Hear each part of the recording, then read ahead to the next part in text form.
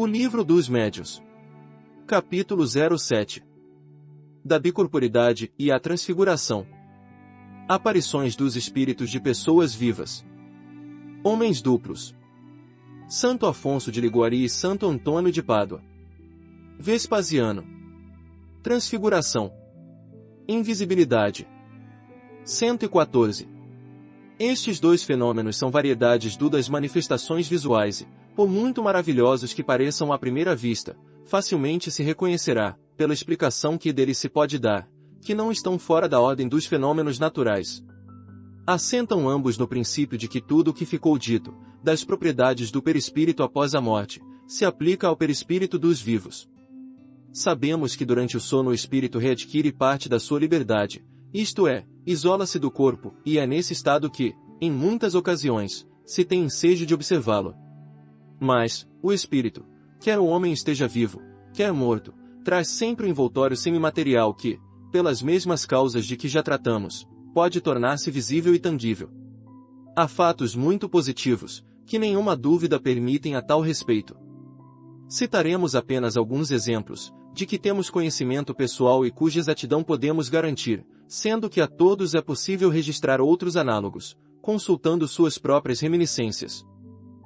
115. A mulher de um dos nossos amigos viu repetidas vezes entrar no seu quarto, durante a noite, houvesse ou não luz, uma vendedora de frutas que ela conhecia de vista, residente nas cercanias, mas com quem jamais falará.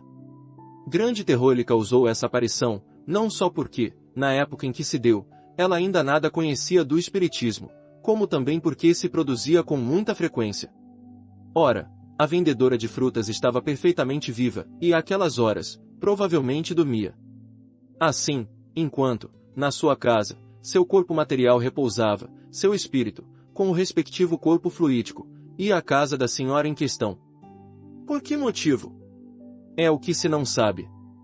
Diante de fato de tal natureza, um espírita, iniciado nessa espécie de fenômenos, ter-lhe-ia perguntado, disso, porém, nenhuma ideia teve a senhora. De todas as vezes, a aparição se eclipsava, sem que ela soubesse como, e de todas igualmente, após a desaparição, cuidou de se certificar de que as portas estavam bem fechadas, de modo a não poder ninguém penetrar-lhe no aposento. Esta precaução lhe deu a prova de estar sempre completamente acordada na ocasião e de não haver sido joguete de um sonho. De outras vezes, viu, da mesma maneira, um homem que lhe era desconhecido e, certo dia, viu seu próprio irmão, que se achava na Califórnia. Este se lhe apresentou com a aparência tão perfeita de uma pessoa real, que, no primeiro momento, acreditou que ele houvesse regressado e quis dirigir-lhe a palavra. Logo, entretanto, o vulto desapareceu, sem lhe dar tempo a isso. Uma carta, que posteriormente lhe chegou, trouxe-lhe a prova de que o irmão, que ela vira, não morrera. Essa senhora era o que se pode chamar um médium vidente natural. Mas, então, como acima dissemos, ainda nunca ouvirá falar em médiuns. 116. Outra senhora, residente na província, estando gravemente enferma, viu certa noite, por volta das 10 horas, um senhor idoso, que residia na mesma cidade e com quem ela se encontrava às vezes na sociedade, mas sem que existissem relações estreitas entre ambos. Viu-o perto de sua cama, sentado numa poltrona e a tomar, de quando em quando, uma pitada de rapé. Tinha ares de vigiá-la. Surpreendida com semelhante visita a tais horas, quis perguntar-lhe por que motivo ali estava, mas o senhor lhe fez sinal que não falasse e tratasse de dormir. De todas as vezes que ela intentou dirigir-lhe a palavra, o mesmo gesto a impediu de fazê-lo. A senhora acabou por adormecer. Passados alguns dias, tendo-se restabelecido, recebeu a visita do dito senhor, mas em hora mais própria, sendo que dessa vez era ele realmente quem lá estava. Trazia a mesma roupa, a mesma caixa de rapé e os modos eram os mesmos. Persuadida de que ele a visitará durante sua enfermidade, agradeceu-lhe o incômodo a que se dera. O homem, muito espantado, declarou que havia longo tempo não tinha satisfação de vê-la. A senhora, conhecedora que era dos fenômenos espíritas, compreendeu de que se tratava, mas, não querendo entrar em explicações, limitou-se a dizer que provavelmente fora um sonho. É o mais provável, dirão os incrédulos, os espíritos fortes, o que, para eles mesmos, é sinônimo de pessoas de espírito. O certo, entretanto, é que a senhora de quem falamos, do mesmo modo que a outra, não dormia. Então, é que sonhar acordada, ou por outra, tivera uma alucinação. Aí está a palavra mágica, a explicação universal de tudo o que se não compreende. Como, porém, já rebatemos suficientemente essa explicação, prosseguiremos, dirigindo-nos aos que nos podem compreender. 117. Eis aqui agora outro fato ainda mais característico e grande curiosidade teríamos de ver como poderiam explicá-lo unicamente por meio da imaginação. Trata-se de um senhor provinciano, que jamais quisera casar-se, malgrado as instâncias de sua família, que muito insistira notadamente a favor de uma moça residente em cidade próxima e que ele jamais vira. Um dia, estando no seu quarto, teve a enorme surpresa de se ver em presença de uma donzela vestida de branco e com a cabeça ornada por uma coroa de flores. Disse-lhe que era sua noiva, estendeu-lhe a mão, que ele tomou nas suas, vendo-lhe num dos dedos um anel. Ao cabo de alguns instantes, desapareceu tudo. Surpreendido com aquela aparição, depois de se haver certificado de estar perfeitamente acordado, inquiriu se alguém lá estivera durante o dia. Responderam-lhe que na casa pessoa alguma fora vista. Decorrido um ano, cedendo a novas solicitações de uma parenta, resolveu-se a ir ver a moça que lhe propunham. Chegou à cidade onde ela morava, no dia da festa de Corpus Christi. Voltaram todos da procissão e uma das primeiras pessoas que lhe surgiram ante os olhos, ao entrar ele na casa onde ia, foi uma moça que lhe não custou reconhecer como a mesma que lhe aparecerá. Trajava tal qual a aparição, porquanto esta se verificara também num dia de Corpus Christi. Ficou atônito e a mocinha, por seu lado, soltou um grito e sentiu-se mal voltando a si, disse já ter visto aquele senhor, um ano antes, em dia igual ao em que estavam. Realizou-se o casamento. Isso ocorreu em 1835, época em que ainda se não cogitava de espíritos, acrescendo que ambos os protagonistas do episódio são extremamente positivistas e possuidores da imaginação menos exaltada que há no mundo. Dirão talvez que ambos tinham o espírito despertado pela ideia da união proposta e que essa preocupação determinou uma alucinação. Importa, porém, não esquecer que o marido se conservara tão indiferente a isso, que deixou passar um ano sem ir ver a sua pretendida. Mesmo, todavia, que se admita esta hipótese, ainda ficaria pendendo de explicação a aparição dupla, a coincidência do vestuário com o do dia de Corpus Christi, por fim, o reconhecimento físico, reciprocamente ocorrido entre pessoas que nunca se viram, circunstâncias que não podem ser produto da imaginação. 118. Antes de irmos adiante, devemos responder imediatamente a uma questão que não deixará de ser formulada: como pode o corpo viver, enquanto está ausente o espírito? Poderíamos dizer que o corpo vive a vida orgânica, que independe do espírito, e a prova é que as plantas vivem e não têm espírito. Mas, precisamos acrescentar que, durante a vida, nunca o espírito se acha completamente separado do corpo. Do mesmo modo que alguns médios videntes, os espíritos reconhecem o espírito de uma pessoa viva, por um rastro luminoso, que termina no corpo, fenômeno que absolutamente não se dá quando este está morto, porque, então, a separação é completa. Por meio dessa comunicação, entre o espírito e o corpo, é que aquele recebe aviso, qualquer que seja a distância que se ache do segundo, da necessidade que este possa experimentar da sua presença, caso em que volta ao seu invólucro com a rapidez do relâmpago. Daí resulta que o corpo não pode morrer durante a ausência do espírito, e que não pode acontecer que este, ao regressar, encontre fechada a porta, conforme hão dito alguns romancistas, em histórias compostas para recriar. Ó Livro dos Espíritos, nos 400 e seguintes. 119. Voltemos ao nosso assunto. Isolado do corpo, o espírito de um vivo pode, como o de um morto, mostrar-se com todas as aparências da realidade. Demais, pelas mesmas causas que hemos exposto, pode adquirir momentânea tangibilidade.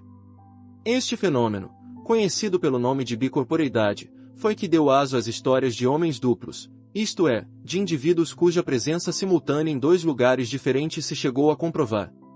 Aqui vão dois exemplos, tirados, não das lendas populares, mas da história eclesiástica.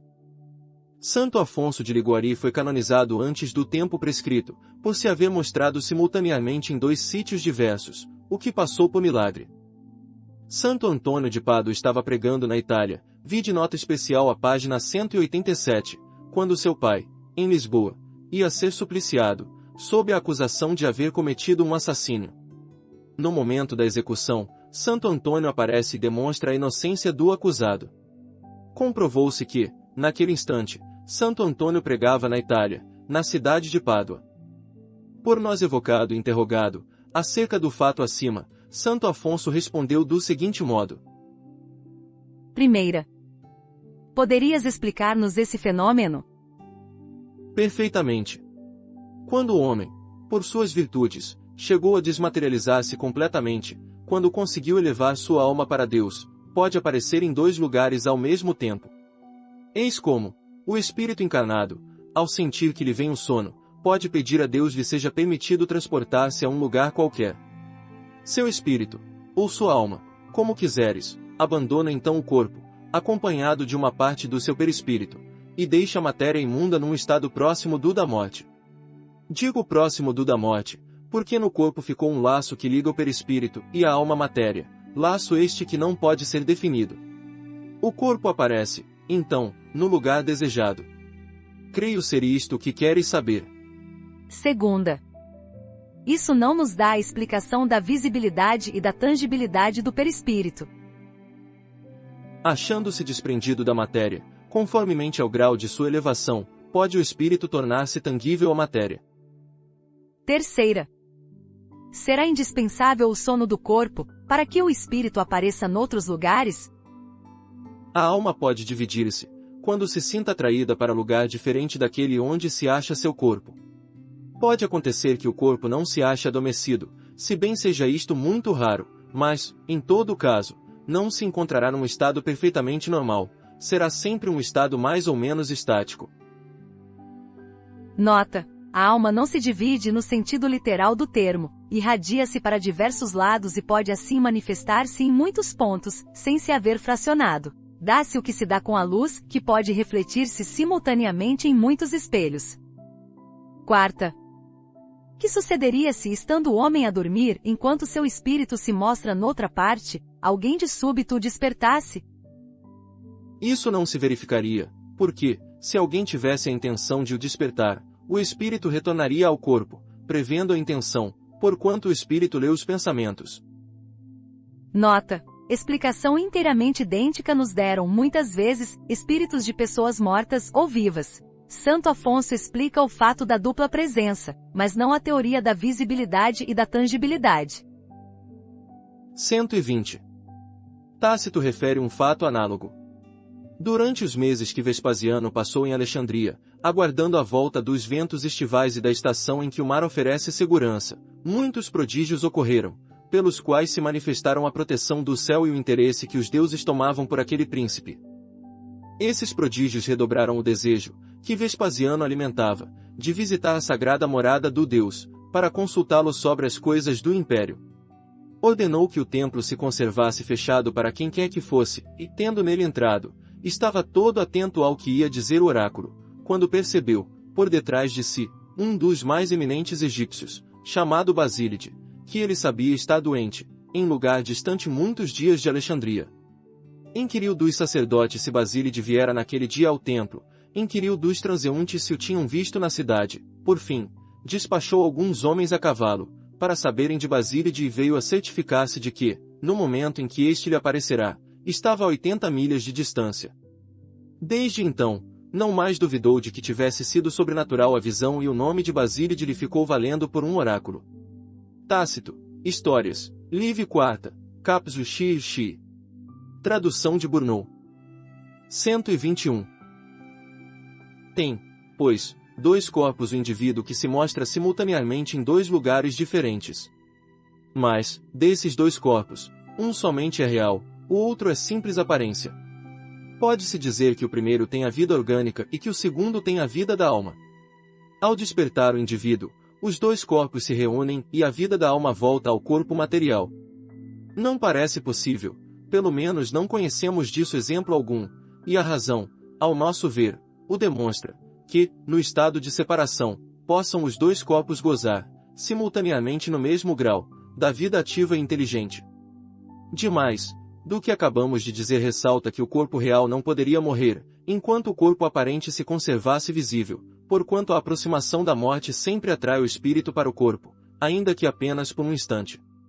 Daí resulta igualmente que o corpo aparente não poderia ser matado, porque não é orgânico, não é formado de carne e osso. Desapareceria, no momento em que o quisessem matar. 122. Passemos ao segundo fenômeno, o da transfiguração. Consiste na mudança do aspecto de um corpo vivo.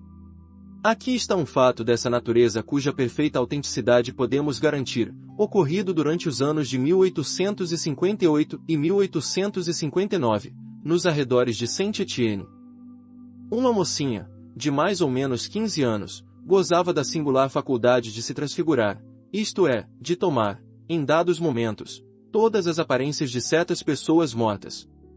Tão completa era a ilusão, que os que assistiam ao fenômeno julgavam ter diante de si a própria pessoa, cuja aparência ela tomava, tal a semelhança dos traços fisionômicos, do olhar, do som da voz e, até, da maneira particular de falar. Esse fenômeno se repetiu centenas de vezes sem que a vontade da mocinha ali interferisse. Tomou, em várias ocasiões, a aparência de seu irmão, que morrera alguns anos antes. Reproduzia-lhe não somente o semblante, mas também o porte e a corpulência. Um médico do lugar, testemunha que fora, muitas vezes, desses estranhos efeitos, querendo certificar-se de que não havia naquilo ilusionismo, fez a experiência que vamos relatar. Conhecemos os fatos, pelo que nos referiram ele próprio, o pai da moça e diversas outras testemunhas oculares, muito honradas e dignas de crédito. Veio a esse médico a ideia de pesar a moça no seu estado normal e de fazer-lhe o mesmo no de transfiguração, quando apresentava a aparência do irmão, que contava, ao morrer, 20 e tantos anos, e era mais alto do que ela e de compleição mais forte. Pois bem, verificou que, no segundo estado, o peso da moça era quase duplo do seu peso normal. Concludente se mostra a experiência, tornando impossível atribuir-se aquela aparência a uma simples ilusão de ótica. Tentemos explicar esse fato, que noutro tempo teria sido qualificado de milagre e a que hoje chamamos muito simplesmente fenômeno. 123. A transfiguração, em certos casos, pode originar-se de uma simples contração muscular, capaz de dar à fisionomia expressão muito diferente do habitual, ao ponto de torna quase reconhecível a pessoa.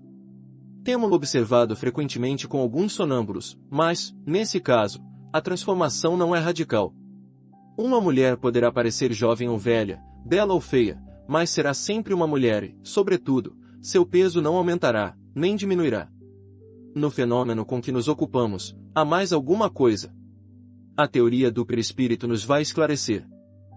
Está, em princípio, admitido que o espírito pode dar ao seu perispírito todas as aparências, que, mediante uma modificação na disposição molecular, pode dar-lhe a visibilidade, a tangibilidade, conseguintemente, a opacidade, que o perispírito de uma pessoa viva, isolado do corpo, é passível das mesmas transformações, que essa mudança de estado se opera pela combinação dos fluidos.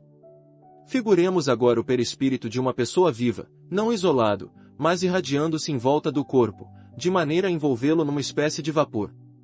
Nesse estado, passível se torna das mesmas modificações de que o seria, se o corpo estivesse separado. Perdendo ele a sua transparência, o corpo pode desaparecer, tornar-se invisível, ficar velado, como se mergulhado numa bruma.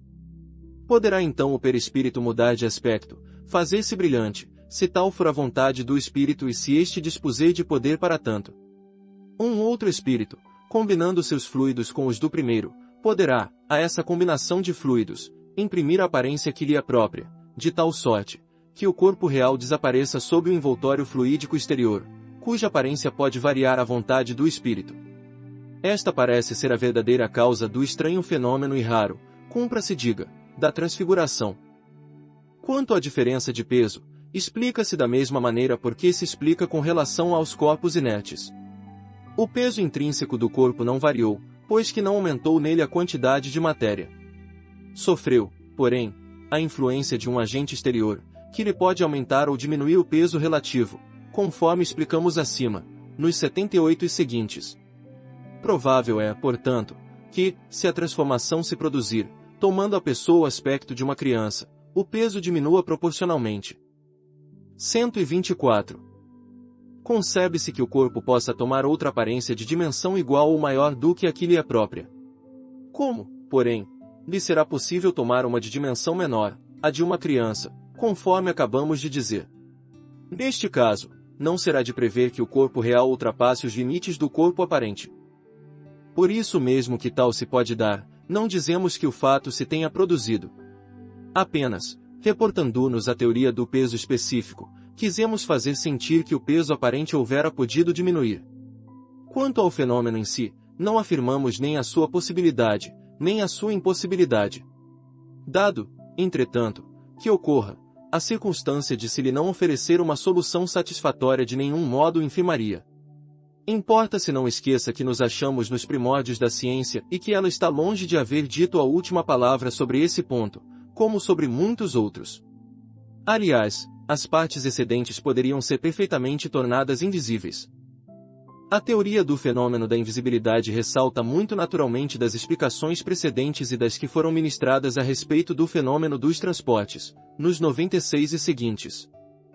125. Resta-nos falar do singular fenômeno dos agêneres que, por muito extraordinário que pareça à primeira vista, não é mais sobrenatural do que os outros.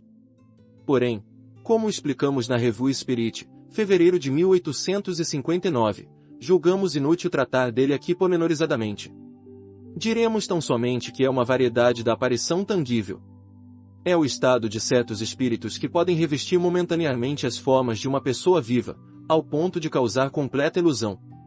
Do grego a privativo, higiene, genomai, gerar, que não foi gerado. Nota especial da editora, FEB, a 59ª edição, em 1991. O fato histórico está correto no parágrafo inicial da página no 180 das edições febianas de O Livro dos Médios. No entanto, no original francês, foi ele narrado por Kardec sob a versão seguinte: Santo Antônio de Pádua achava-se na Espanha, no instante em que predicava. Seu pai, que estava em Pádua, era levado ao suplício sob a acusação de homicídio. Nesse momento, Santo Antônio aparece, demonstra a inocência de seu pai e revela o verdadeiro criminoso, mais tarde punido. Comprovou-se que nesse momento Santo Antônio não havia deixado a Espanha. Kardec louvou-se em compêndio de autor que evidentemente se equivocou, como a outros escritores, relativamente a esse fato, sucedeu à sua época. O livro Antônio de Pádua, Sua Vida de Milagres e Prodígios, de Almerindo Martins de Castro, 7ª edição, FEB, 1987, esclarece devidamente o fenômeno referido no texto kardeciano.